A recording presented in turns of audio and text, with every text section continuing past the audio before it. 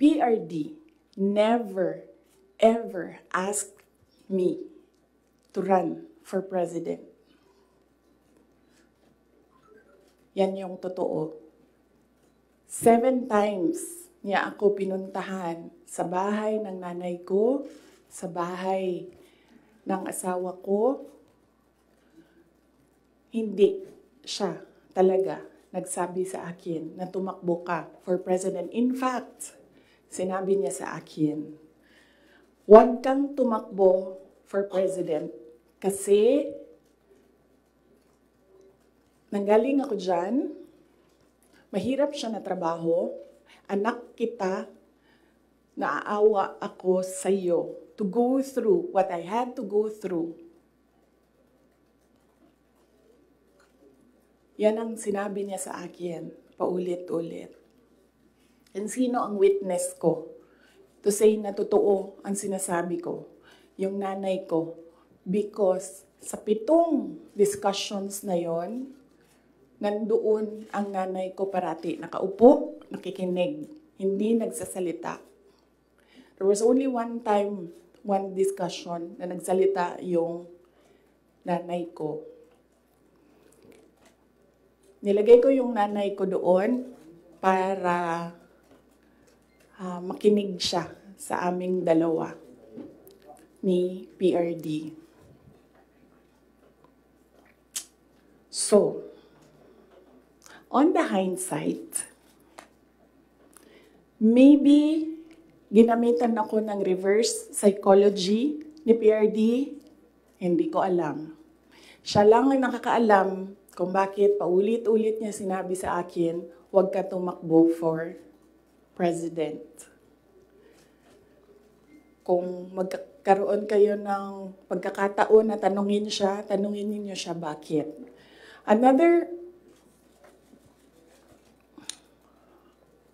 proof na hindi ako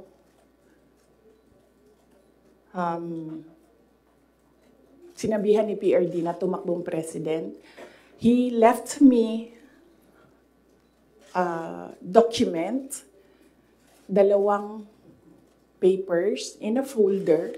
Unfortunately, naiwan ko sa bahay namin ngayon. Dala ko siya dito sa Manila para ipakita sa inyo, pero naiwan ko siya sa bahay.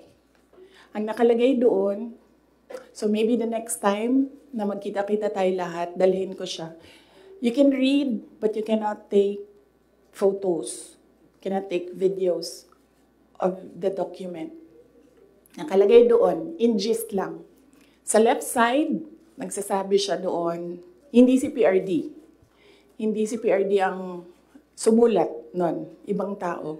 Nagsasabi yung tao doon, Sara should not run for any position. Dapat si Bongo ang tumakbong VP. Yun yung nakalagay sa left side na document. Nakalagay sa right side na document, Sara should not run for any position. She should endorse Bongo Rudy Duterte for President and Vice President. So yun yung proof ko. Yun yung dala-dala ni PRD na document nung very last meeting namin. Dala niya yung document na yon. So yun yung proof ko na hindi talaga nagsabi si President Duterte na tumakbo ako for president. And even if nagsabi siya, hindi din talaga ako tatakbo for president. Maaga ako nagsabi sa inyong lahat. Sabi ko, I don't know kung may mga media pa at the time na nandito ngayon.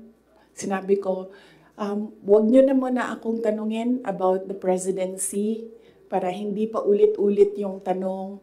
Antayin nyo na lang January 2021. Pagdating ng January 2021, paalam ko sa inyo ang decision ko. Tatakbo akong president o hindi. And true enough, January 2021, maaga ako nagsabi sa lahat sa taong bayan na hindi ako tatakbong president. Unfortunately, hindi naniwala lahat. Kasi sinasabi ninyo, yan yung track ni President Duterte. Hindi ako tatakbong president, hindi ako tatakbong president. And then, nag-substitute siya. But, yes, anak ako ni PRD, and yes, meron kayong nakikita sa akin na nakikita ninyo sa kanya. But I am a different person. Yung mga anak ninyo, hindi yan clones ninyo. Meron yan silang sariling pag-iisip, meron yan silang sariling kapasidad, meron yan silang sariling damdamin. Yun yung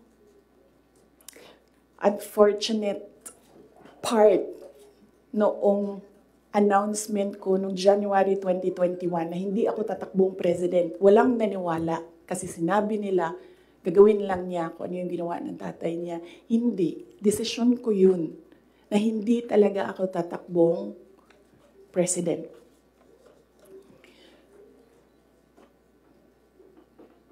Because at that time,